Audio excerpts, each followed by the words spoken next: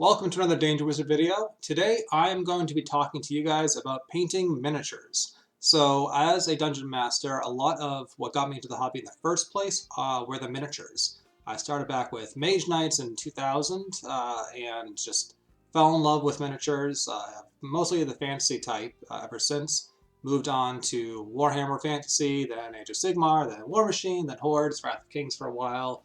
D&D minis throughout, even though I actually didn't play D&D all that much back in 3rd edition. Not at all during 4th. I did play the D&D skirmish game, however, and while I do have an appreciation for pre-painted miniatures, not having to paint the miniatures, just have them come out of the box, ready to go is definitely attractive. God knows I have so goddamn many of those to prove that, but there's nothing quite like playing with miniatures that you painted yourself. And honestly, there's nothing quite like painting miniatures too. One of my favorite things to do in the morning when I can motivate myself to get up out of bed in time is to actually put on a pot of coffee, feed the monster, our cat, put on an NPR podcast, listen to the new news events of the day, and just paint whatever comes to mind. I have my Tzeetnch. There we go. Nope. Got it. Yeah, Tzeetnch Army's in the works back there. I'll have a picture up here later for better clarification of what I'm talking about. But, so during the quarantine, I've been working on a little bit. I lost steam somewhere along the way, but I'm trying to get my Tzeetnch Demon Army up to 2,000 points, plus, some new summoning units for painting. Also painting random D&D miniatures. I have, this guy is an old chainmail miniature from their skirmish game. All the miniatures were metal back then, and yeah, I've been using the new contrast paint. So like this guy I got on eBay, a few years back, never touched, and then with contrast paint, I was able to paint him up in like one sitting. It took an hour, maybe two. Been doing the same with the Warhammer Underworlds warbands. This is a Beastman I was working on. Again, mostly contrast. Not the most detailed paint job I've ever done, but it's quick. It looks good enough. Certainly eye-catching with that orange. Orange is especially hard color to paint. And then this is just a random, I believe it's a Cool Mini or Not miniature. This is from their Zombicide Green Plague edition. This is, I think, one of the companions. You can have a wolf fight alongside you. So anyways, been having a lot of fun during the quarantine painting these, but I had fallen off the boat, so I decided that I was going to push myself to get some models painted, get back in the swing of things. I saw that my friendly local game store, Pandemonium Books and Games in Cambridge, Massachusetts, is having a painting competition.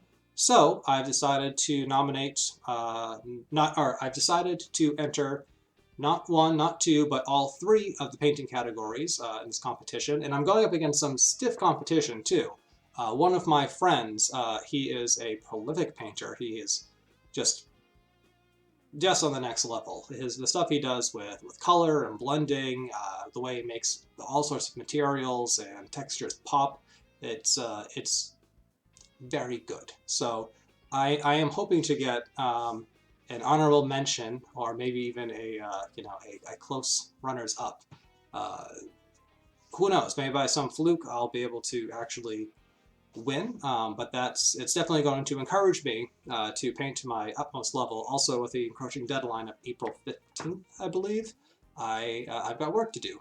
So I wanted to show you guys the models that I'm going to be working on. All right. So the three categories are toast, either the breakfast food, or a celebratory type of toast, or just flaming somebody. So for that, I have this flamer, or exalted flamer of Tzeetnch. Nailed it. All right. So I think this is pretty self-explanatory. He's got a shit ton of fire coming out of his hands and mouths, and I'm going to paint it up, all prismatic, crazy colors, and have a nice, kind of more traditional orange, yellow, red color scheme with a bunch of black curls at the end, so really denote that toastiness of it. Also, besides being a really funky, unique-looking model for Warhammer and a pretty powerful piece on the tabletop, for D&D, I think this would make for any sort of great demon. It's got kind of a bird-like bill here, so you could have it as like a mutated Vrock, some sort of horrible Lemur Vrock agglomeration, or just, a spell gone awry and become sentient, and now just flying around roasting unfortunate adventurers, I mean. The next category is light. Light means that it could be, bright, breezy, airy, flying. So I'm going to kind of do a little bit of all of it, and I'm doing another Tzeetnch model. This is, I forget the official name for it. It's one of their endless spells, the Book of All-Seeing Eyes, but I'm just going to use it as an objective for my army. Also, this could be a cool centerpiece too, like your adventurers come in for Dungeons and Dragons or any role-playing game, and this is the compendium or the demonic Liber Necromonicon that your characters are trying to find, and it's floating on fire with eyes, staring out of them. So I am looking forward to painting that. It's just a cool, funky little model that I think you can do a lot with. And then the final model, or rather the final category is green. Either green like nature, green like an orc, green like you're seasick, or just, the store's favorite color. So for this, I thought I could do a troll, I could do an orc, I could do pretty much any, like an elf, something more traditionally green, but I decided to go with this model that I've been putting off for a while, just because I'd always wanted it when I was younger. I found the Finecast version just last year, right before the pandemic. I assembled them over the summer. I was all set to paint them, and then I just couldn't get out of my own head about wanting to make sure I had the right color scheme for him, that I was ready to do it, that I had had enough practice recently to do him justice, and therefore I did the worst thing, which was I didn't paint him at all. He just stayed a very pretty, primed, based, ready to go model that had no paint on him. So I've decided, what the hell, gave myself a deadline. I figured out a color scheme, kind of, we'll see, but it's going to be Bel'akor, Prince of Darkness. The old version too, I guess the new one is coming out, the new massive version, in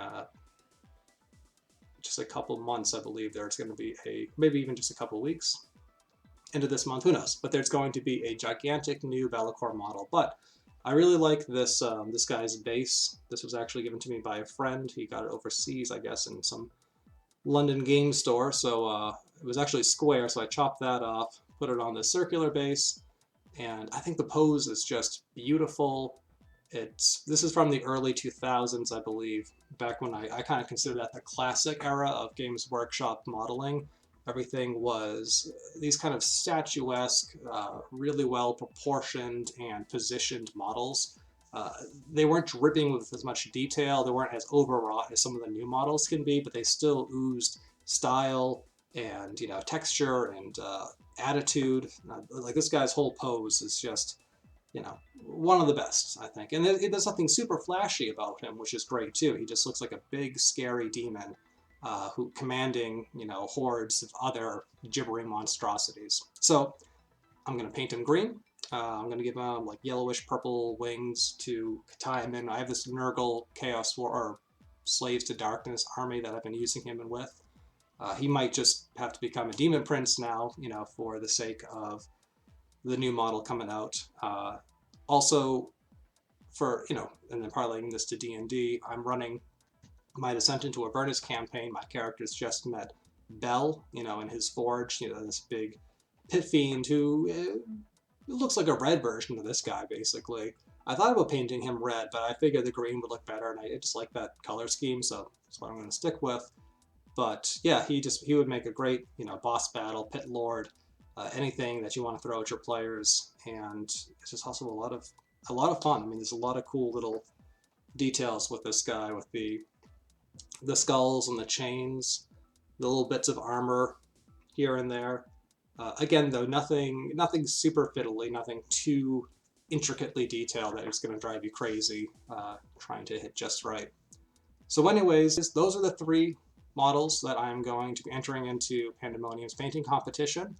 I decided to do this just last night. I posted the challenge this morning to Instagram, so stay tuned here. I'm going to follow up with my painting submissions. Hopefully I get all 3 done. Well, yeah, hopefully I get all 3 done in time. I'm going to get at least Bel'akor done. That's the guy I want to that's the guy I'm most excited about painting. So he's also the one I've done the least work on so far. But again, it's pretty imposing dude.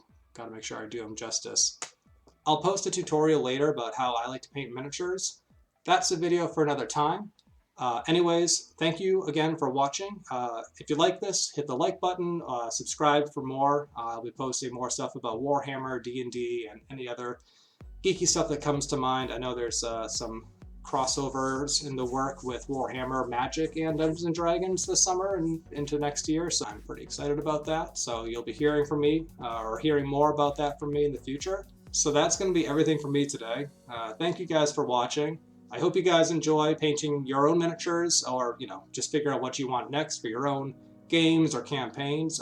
Post some comments down below. Let me know what you're working on. If you guys can post pictures on YouTube, I don't know, but I would love any suggestions or inspiration, or just to see what you guys have going on in your own painting desks as well. So until next time, keep kicking ass, and remember, whatever life throws at you, roll with it.